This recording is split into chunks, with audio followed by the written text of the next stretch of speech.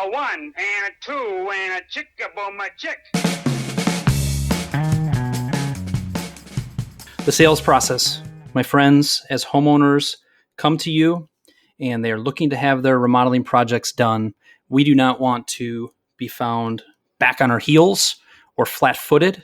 We want to have a reliable, solid, comfortable, professional sales process. We want to have a plan in place. We want to elegantly walk people through the remodeling process with us. A good remodeling process is going to help us qualify our leads. It's going to help us build relationship and know, like, and trust. And again, elegantly walk people through step by step. What you're going to hear today, I went on a little blitz the last week and a half and just recorded quick 1.5, 2-minute little clips on different parts of the sales process. You're going to hear my employee Bailey give a little introduction to each of them. And at the tail end of some of them, and I'll mention it now, I said, hey, if you like this tip, consider joining Remodel Your Sales Process, which is an 8-week course that is launching on April 29th. If you're listening to this and it's before April 29th, check out remodelyoursalesprocess.com. Or even if it's just slightly after April 29th, you could still get in for week 2 through 8 and listen to the recording from week 1. So hopefully you enjoy this episode of quick little tips related to the all-important sales process. Kyle's first tip is on the importance of stories. Hey everybody, Kyle Hunt here, coming to you live from home during the quarantine, the crazy quarantine. I had a little sales training, a little sales tip for you. There's a guy named Jim Rohn, not the sports guy Rome, but Jim Rohn, R-O-H-N, professional development guy. Was real popular, I think, in the 70s, 80s, 90s. He passed away back in like 2009. And I remember watching a video of his, it was 10 or 12 years ago, shortly after I started my business. And he was talking about stories. And he said it just like that. And it was effective because I remember exactly what he was talking about because he emphasized all those O's. And he was basically saying, you guys, you got to capture and you've got to make a list of and you got to remember stories. You got to collect stories. And what he means by that is all of you have all kinds of stories from your remodeling business. You've got the story of the person that decided not to go with you, went with somebody else, and then you got that call 5 weeks later of them wanting you to come in and save the day. You've got stories of people who thought they were going to do this in their house, and then, after we started digging into it, realized we had a load-bearing wall there and we couldn't do this. You have stories of the person that was having this exact conversation, Mr. and Mrs. Homeowner. I was having this exact conversation with a client 3 months ago, and they were really debating between going with granite or going with Cambria. And as we were talking about it, what they were thinking was a story.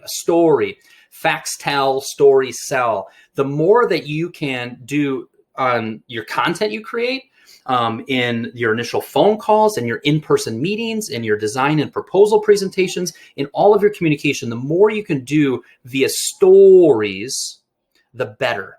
We as humans, we relate to stories. It is embedded in our being that we resonate with stories. It captivates us more. It gives us more clarity. We remember them more. So this is a reminder, or your tip is to capture your stories. What better thing to do during quarantine days when things are a little slower than to think through and make a list? I know it sounds weird to literally make a list of all your stories. Oh, we got that one. Oh, I got that one. When this objection comes up, I'm going to tell that story. When this situation comes up, I'm going to share this story. I think so often we're moving so fast that we forget a bunch of stories that would be incredibly powerful to use during your sales process. That if we took some time to actually create these stories, it'll help us be better, more effective salespeople. So there's your tip today, and I hope you like it. I am getting close to doing a little course called Remodel Your Sales Process. This is one example of many, many things that we would cover in that course. So if you're intrigued at all, or if you want more information about just more sales training, an actual course that I'll be launching when it's appropriate, maybe in a few weeks or maybe a month from now, maybe just shoot me a note or leave a comment and I'll get you the information. But I hope that you remember years from now that idea of capturing stories. This next tip will help reduce your cycle time and keep your sales process moving along smoothly. Imagine, if you will, you are at the homeowner's house. I know it's not really possible for a lot of you right now because of everything that's going on. But let's say when things get back to normal, whenever that is, and you are at a homeowner's home and you're kind of wrapping up the meeting. There's a kind of a clear next step involved. You need to remember before you leave that house to book your next appointment. Whether that is when you're going to review a preliminary design or review a proposal or get back together to take further measurements or do a Zoom call, whatever the next step is, before you leave that home, book it. It's a very important thing, because what happens is if you don't do that and you say, hey, we'll be in touch and we'll get back to you, or I'll send you this over, then we can figure out next steps, things linger.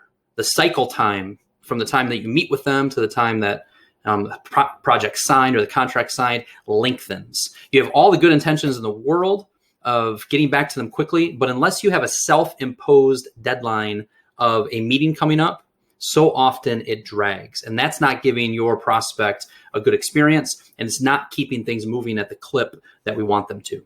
So that's a simple little sales tip for you today. Before you leave that appointment, before you leave the Zoom meetings right now, before you leave the in-person appointment, always book the next meeting and have that on the calendar. It's a self-imposed deadline, and boy, does it work. Had a lot of people implement that, do it consistently, and it makes a huge difference. How does it make a difference? Keeps things moving, helps you close sales quicker. Frankly, it helps your closing percentage because things don't linger. But there you have it. I'm going to be doing a little course called Remodel Your Sales Process. This is one of many, many things that we'll cover from that initial phone call all the way through to the completion of the project. If you're interested in hearing more about that course, shoot me a note, shoot me a message, leave a comment, and I'll get it to you. Hope this helps. Here's an easy to implement tip that will help you stand out and show your attention to detail. So running a successful remodeling business is not about doing one thing really well, finding some magic bullet. What it is a combination of a lot of little things. An example of one of the little things during your sales process is sending out a handwritten thank you card. And I like to do it between that initial in-person meeting and the time that you meet with them again. So right after you do that initial in-person meeting, sending them something that says, thank you so much for taking the time to meet with us to discuss your project. Appreciate the opportunity. Hope to work together on your upcoming project. Maybe something personal or some little note from the meeting itself. Look forward to talking with you again soon. Nothing too crazy, pretty simple, pretty practical. Frankly, that idea is about as practical as it gets. But raise your hand if you are somebody that consistently sends out thank you cards to your prospects. Come on, get them up. Oh, out of 100 of you watching this, only 4 of you are raising your hand? That's what I thought. And I'm guilty too. So I'm talking smack, but I'm guilty as well. It's just a very practical sales process thing to add. It's a little thing. Running a successful remodeling business is about doing a lot of little things well. Handwritten thank you cards help you stand out, show attention to detail, and just nobody else does it. So incorporate that into your sales process. Again, I like to see it sent after that initial in-person meeting. So this is just one of many, many tips that I'll be sharing during the upcoming course called Remodel Your Sales Process. If you'd like more details about that course, shoot me a message, shoot me a text, comment below, and I'll get them to you. Take care. How is your sales pipeline organized? In this next tip, Kyle shares his thoughts on the importance of your sales pipeline and a couple different ways to organize it. If I was sitting in your office and I said, all right, show me the list of people that you've done a proposal for but haven't signed yet, how easy would it be for you to show me that list, to produce that list for us to review? Your sales pipeline has different buckets. It's got the appointment stage. It's got the working on proposal stage. If you do design and development work, then you have a design stage. You've got done proposal for, haven't signed bucket. You've got the jobs in progress bucket, which are jobs that you've signed, but the project isn't completed yet. And you also have your completed jobs. Maybe there's a little variation to that, but that is your sales pipeline. And one thing that I would urge you to do is to have a very organized sales pipeline. It is so much easier for you to keep track of everything. It's so much easier to track where your leads are coming from if it's nice and organized. It's so much easier to follow up with the leads that you have when with a click you can see all those people. With pulling up a quick spreadsheet, you can see exactly who's in each bucket. The key to that is every time that you have a meeting, every time you send out a proposal, you need to update that to move them from one category to the next. This can be done through a series of folders. If you want to go old school like that, it can be done pretty simply with a spreadsheet, or a lot of you use a little bit more sophisticated CRM system, whether it's Buildertrend, Co-Construct, Pipedrive. There's a lot of different CRM systems. My main message here is organize, Mr. or Mrs. Remodeler, organize your sales pipeline. Keep that thing up to date. Put some focused effort towards it. It makes a huge difference. We're going to be digging into more details on this in actually session number 5 of Remodel Your Sales Process. That is a course that I'm going to be kicking off on April 29th. There's more details at remodelyoursalesprocess.com. Love to have you as part of that. But even if you're not signing up for that course, heed my advice here. Get that sales pipeline organized. It will help you convert more of your leads into paying projects. What 5 words do you need to share on every call? Listen to this next tip to find out. How's this for a different background? I've been working out of my bedroom. I came over to our 6-year-old daughter Annie's room because that's a cool backdrop. Look at that. That's a cool backdrop above my head. Here's what I wanted to give you as a tip today. That is to get really clear, confident, strong with this is how we work. 5 very powerful words when you're talking to a remodeling prospect. This is how we work.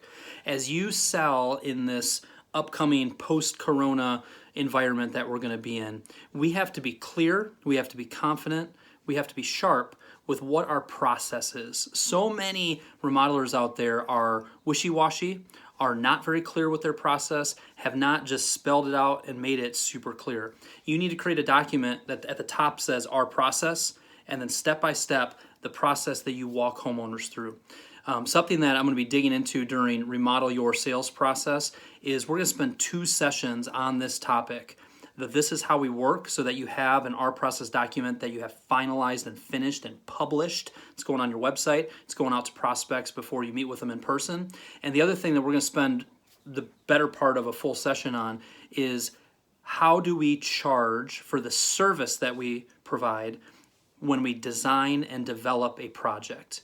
We need to build our confidence. We need to get clear with how we're going to do that. There's a lot of different ways to approach it, but it's going to be a very important part of the sales process for people who are already doing it to confirm and help in your confidence in selling it, or maybe some tweaks to improve it. For people that aren't doing that, you're going to get a little push and encouragement and clarity on how to do it. That's going to be session number 2 and 3 of Remodel Your Sales Process. You can find out more at remodelyoursalesprocess.com. So this is how we work. That's your tip here. Get really clear with what your process is. And also, this was on Annie's dresser. Remember, though she be little, she is fierce. So if you need to change that to though he be little, or though he be big, he is fierce, use this as your inspiration today. Hope you're having a good one. Hey, if you're interested in that course, go sign up. It starts April 29th. If not, please take the advice I gave and do something with it.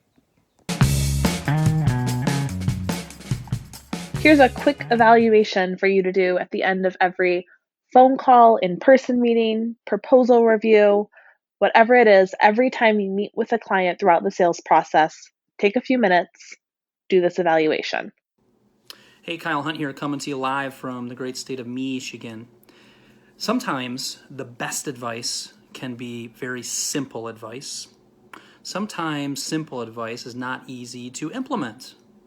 What am I talking about? I'm talking about kind of a simple idea related to your sales process as a remodeler. If you took the time, the tip for today is if you took the time after your initial phone call with a new prospect, after your initial in-person meeting with a new remodeling prospect, after you present your design or proposal with a potential client, if you took the time to just quietly spend 3, 4, 5 minutes asking yourself and writing out what worked about that, what didn't work, what worked, what didn't, while it's still fresh, while you still have everything kind of in your mind. If you had at the initial meeting and they said, we just moved here recently, and let's say you just moved right past that conversation, didn't even say, oh, where did you guys move from? I would say that's a what didn't work. You had an opportunity to build some know, like, and trust. Who knows? They might have said, you know what, we actually are originally from Ann Arbor. Oh, I was born in Ann Arbor. Wow. Who knows, right? So much know, like, and trust is built by being inquisitive, by having your radars up for opportunity to follow up on something, to ask more details about something. So that could be an example. Maybe during the initial phone call, you did an excellent job of explaining this is how we work, really laying out your process. Maybe you make note of that. How did you end up doing that? Did you have it kind of written out? Were you following your process just really solid and you were able to articulate it? You emphasize the value and importance of the design and development part. Making notes of what worked, what didn't work makes you a better salesperson. So that's your tip today. It's a simple idea. The reason it's, I think, hard is because we're going so fast, we don't think to slow down and do that. But boy, if you did take the time and your team takes the time to do that, it's going to make you a better salesperson, help you convert more of your leads to paying projects, which is important. We're going to be talking about that and a bunch of other stuff in an 8-week course called Remodel Your Sales Process. It launches on April 29th. I'd love for you to be part of it. You can get details at remodelyoursalesprocess.com. Hope this tip is helpful. This next tip is a great reminder to stay engaged with previous clients once the job is over. Here's another little sales tip coming to you from springy Michigan in the backyard. It's a beautiful day out. 55 degrees. It's probably all the information you need. Get on with the tip, Kyle, they're saying. When you are completed with the remodeling project, the job is done, you've collected your final payment. So often I see remodelers who get really quiet, kind of disappear. You're busy, you're moving on to the next project, and you're not taking the time to do a good job of staying in touch with your previous clients. There's several things that you could be doing. Certainly sending out a satisfaction survey or making sure you have a good conversation with them about how the project went. Requesting a Google review from them. Maybe at the 6-month mark saying, hey, it's been 6 months since we completed your project. We just wanted to check in, see if you had any care or maintenance questions. Send that via email. At the 1-year mark, send them a postcard that says, happy 1 year to your remodel. Can you believe it's been a year since we completed your project? We just wanted to take this opportunity to thank you again for your business. We appreciated it more than you know. Let us know if we can be of any service to you or your friends. If you have some type of CRM system or reminder system, doing something at the 1-year mark that maybe just give them a call and say, hey, it's been a year, we just wanted to check in with you. That would be a good touch. At the 18-month mark, say, hey, we just wanted to say hello and see if you had any other remodeling projects available. There's a lot of different ways to automate this at a very low cost. You could use a program like FollowUpThen, THEN.com to do this. You could use your CRM system. You could just go in at the end of a project and go to your calendar in Gmail or Outlook and schedule these out. So the tip today is make sure that once you are done working for a client that you don't disappear. We need to be staying in touch with them. They are going to be your best route to repeat and referral work. It's also why we have Remodelers Autopilot set up. You should look into that too. But this idea of how we stay in touch with our previous clients is something we're going to be covering in session number 7 of Remodel Your Sales Process. You can find more details at remodelyoursalesprocess.com. But your big takeaway from this tip is make sure you have a plan in place when the job is done so that you're staying in touch with your valuable previous clients. My son is dribbling a ball. It's amazing. My son went from not being into athletics at all to being obsessed with basketball. It's been a lot of fun. We just raised the hoop up to 10 feet so that we can get a quick game in. Hope you're doing well. See ya. Kyle's been asking remodelers Do you charge for your design work or your project development? And if so, how? As you can imagine, the answers varied quite widely. Here, Kyle summarizes the different answers he got and gives his recommendations. The sales tip, I have a very non-confrontational topic. Should I and how should I charge for the design and or project development work that I do? Very non-confrontational. Nobody has really any strong opinions about it. I'm joking. Let me read to you a few different things that people answered when I said, hey, do you charge for design and development? I charge 3% of estimated budget up front before any work is done. Another person, $795 for kitchens. We do not charge, unfortunately. The minute we mention fees, they run the other way. I charge 6% of estimated total. We do a project services agreement, which is $200 for a hall, bath, or small project, $500 for master. It does include 3D drawings, $700 for kitchens. I charge $60 per hour for design work. The charge is based on the scope of the project, and we partner with our cabinet supplier and utilize their designer. That was 8 of many opinions on it. There is not one right way to do this, but if you are providing design work, if you are getting into providing detailed specifications, helping people through the selection process, you are providing a service. And there's nothing more frustrating than putting a ton of energy towards a design and a project development, not charging for it, and the person not going forward with you after hours and hours of your commitment to it, or them taking the design that you put together to somebody else. We need to discuss and talk through how you can effectively move towards charging for your design and project development, or continue to refine how you're doing it, improve how you're doing, iterate how you're doing it, and build your confidence in it. So much of this is a confidence thing. If you've dabbled with this idea, what you need to do is pick a number. Hey, I charge $400 to design and do project development on a kitchen. Put it out there on your initial phone call with a new prospect. When you meet with them, put it out there, make it really clear with what that includes, how it works. And what's going to happen is if you start doing it and you get the energy and get the confidence to just try it, the first time you leave that first appointment with a check for $400, you're going to go, why haven't I done this sooner? You're going to realize that people see value in that service. And also, there's a million different ways to handle it there. Maybe it's a standalone fee. Maybe if you decide to go forward with us, the cost of it rolls into the deposit on your project. There's a lot of different ways to do this. But what I have seen in my coaching is when you can get clear with how to do it, you build your confidence in how to do it, and you start implementing it, you're not going to go back. You're going to protect your time. You're going to be able to increase your closing percentage, and you're going to just really be able to improve your remodeling business. So there's some thoughts on that topic. One takeaway here is keep working towards that.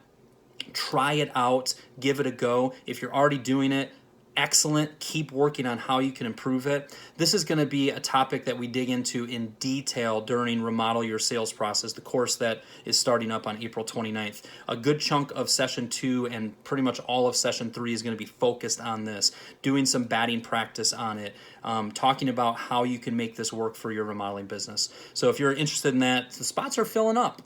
And I'm not just saying that to get you to sign up. Spots are filling up. And you can get more details at remodelyoursalesprocess.com. Hopefully this sparks some, yes, I'm doing that, and I should be confident I need to keep doing it and looking at ways to improve charging for design or project development, or I've got to figure this out, and I've got to start maybe with some of the ideas that I just gave you here. Hope you're having a wonderful day. Catch you later.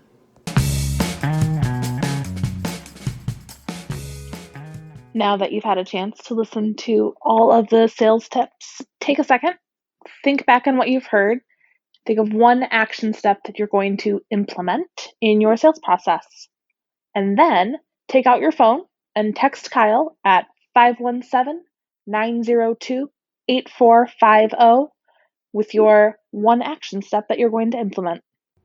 Thank you for listening to that episode. I wanted to tell you about a course that I am launching.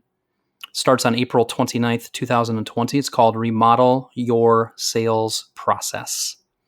Now might be a golden opportunity for some of you to be really focused in on the fundamentals of selling well.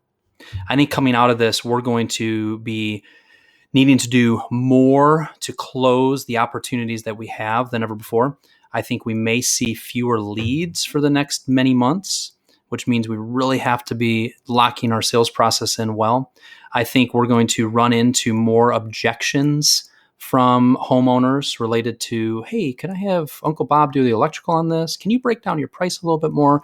And we need to brush up on our sales training to handle those and to lead the process well. And we're going to do an 8-week course. You can find more about it at remodelyoursalesprocess.com. remodelyoursalesprocess.com. Wanted to add this to the end of today's episode to encourage you to check that out. Thank you so much for listening. Hope you are doing well in these crazy, uncertain times. Keep focusing on what you can control. Keep working on your business. It's a golden opportunity to work on your business.